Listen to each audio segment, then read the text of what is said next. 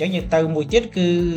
លោកគ្រូអ្នកគ្រូត្រូវដាក់ចំណងជើងណាឧទាហរណ៍ចង់ដាក់ចំណងជើងចឹងខ្ញុំឧទាហរណ៍បែបនេះចឹងឧទាហរណ៍ដល់ពេលខ្ញុំចង់ចុចមើលរូបភាពមួយណាខ្ញុំគ្រាន់តែចុចទៅលើហ្នឹងមកចឹងវាទៅដល់រូបភាពហ្នឹងទៅម្ដងចឹងណានេះអញ្ចឹងដើម្បីយើងដាក់ចំណងជើងរូបភាពយើងគ្រាន់តែចូលនេះទៅយើងនៅ home អញ្ចឹងយើងគ្រាន់តែចូល reference មកបាទចូល reference មកហើយបន្តមកយើងយកពាក្យថា insert caption ណាយើងយកពាក្យថា insert caption អញ្ចឹងចុចលើនឹងមួយមកអញ្ចឹងយើងឃើញថាហ្នឹងវាចាញ់ជាអង់គ្លេសឲ្យអញ្ចឹងលោកគ្រូចង់ដាក់ថានេះចង់ដាក់ដូចខ្ញុំបែបនេះឲ្យវាចាញ់ពាក្យថារូបភាពទីប្រមាណនេះទៅបាទអញ្ចឹងយើងគ្រាន់តែចុចកន្លែងនេះមកនេះ new label បាទចុចមកហើយកន្លែងនេះយើងទៅសេចូលមកសេបាទអញ្ចឹងរូបភាពយើងដាក់រូបភាពទីអញ្ចឹងទៅបាទអញ្ចឹងយើងចុច OK មកអញ្ចឹងយើងបានហើយអញ្ចឹងយើងចុច OK មួយទៀតមកនេះបានហើយអញ្ចឹងយើងសេរី format ឲ្យស្អាតមកយើង format យើងឲ្យស្អាតមកបាទអញ្ចឹងឲ្យស្អាតមកយើងដាក់ចំណងជើងរូបភាពទៅណាអញ្ចឹងចំណងជើងរូបភាពអញ្ចឹងទៅណាបាទ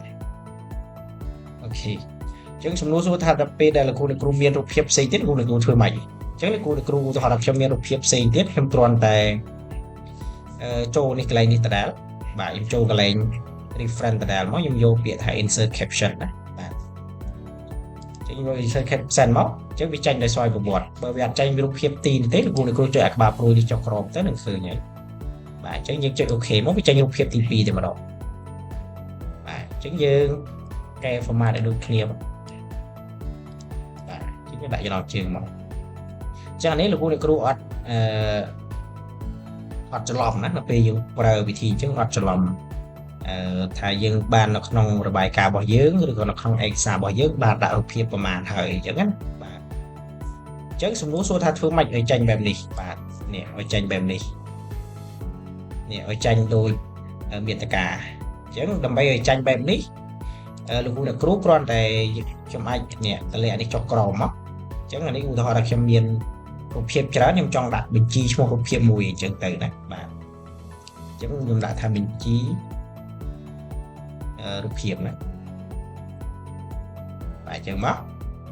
អញ្ចឹងខ្ញុំគ្រាន់តែចូលកន្លែង reference បាទចូលកន្លែង reference ហ្នឹងខ្ញុំយកកន្លែង insert table of figure ណាខ្ញុំយកកន្លែងនេះមកអញ្ចឹងកន្លែងនេះបើលោកគ្រូ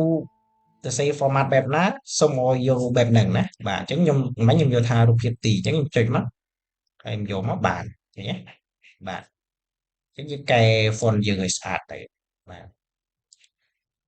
បាទអញ្ចឹងដល់ពេលយើងចង់ចុចមើលរូបភាពវាគ្រាន់តែចុចវាលោតទៅដល់រូបភាពយើងតែម្ដងណាបាទ